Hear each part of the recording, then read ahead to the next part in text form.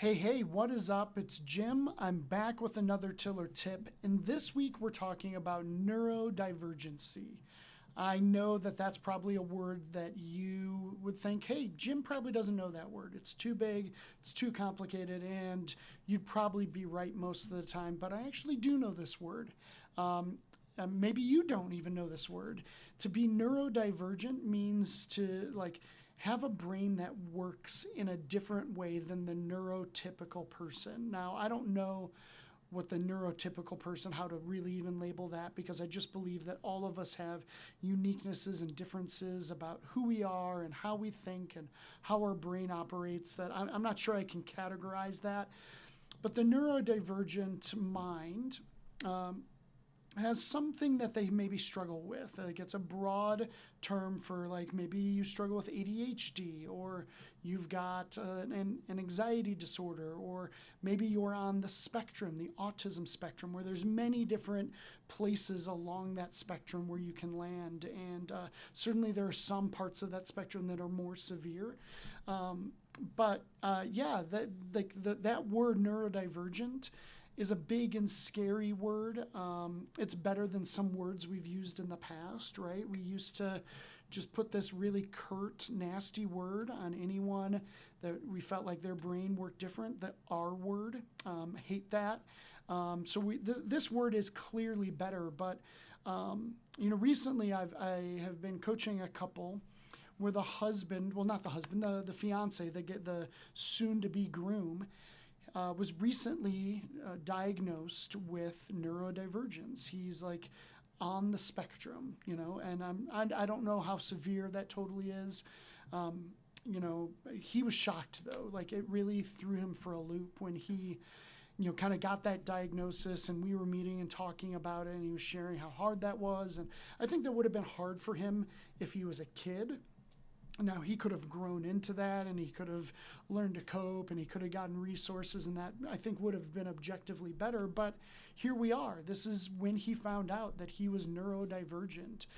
But the way he was talking about it, even how he used that word, like, had a sting about it. Like, I hate my stupid neurodivergency.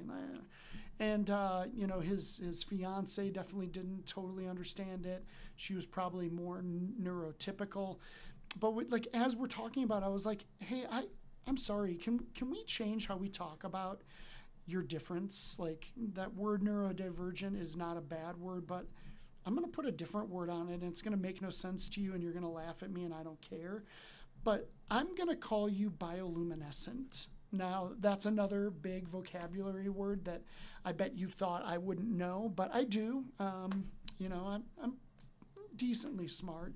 Bioluminescence, if you're not aware, I think of marine life. There are certain fish and plants that have a glow that, like, when it's dark out, like, they begin to glow, and it maybe gives them protection, or maybe helps them hunt, maybe helps them survive. Their bioluminescence is just so different.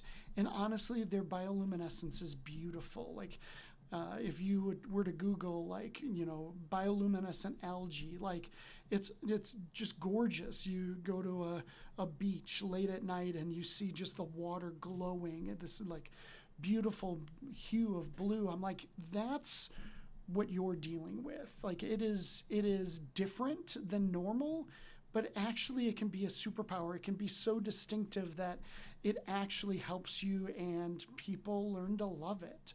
And so that's a lot of what we talked about. But that bioluminescent thought didn't originate there in that coaching. It actually came from my own personal experience, because I have a bioluminescent son.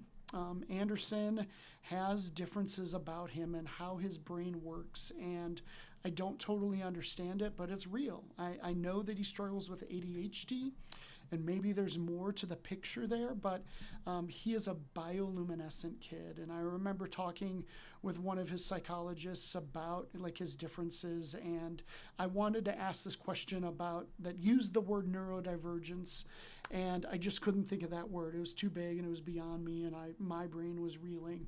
And so I was like, hey, can you help me understand how his brain works differently as a bioluminescent kid. And I knew I was using the wrong word. I had a big smile on my face, and she laughed and was like, yeah, bro, that's definitely not the right word, but a uniquely cool word for the situation, because I don't even know what it means to be average, or neurotypical. But, I think we all have been gifted by God, our own differences, and I think that's a great way to think of it. So the tiller tip really today is not to give you this deep psychology, but just to give you some grace for the way that people around you might be thinking or operating. Perhaps how you think or operate is different than neurotypical. But I don't think it's a bad thing. I just think it's a different thing. I often have to tell, men or couples, I don't know if it's good to put right versus wrong on some of this stuff. It's just different. And that's what I think bioluminescence is. It is different, but it can be such an advantage.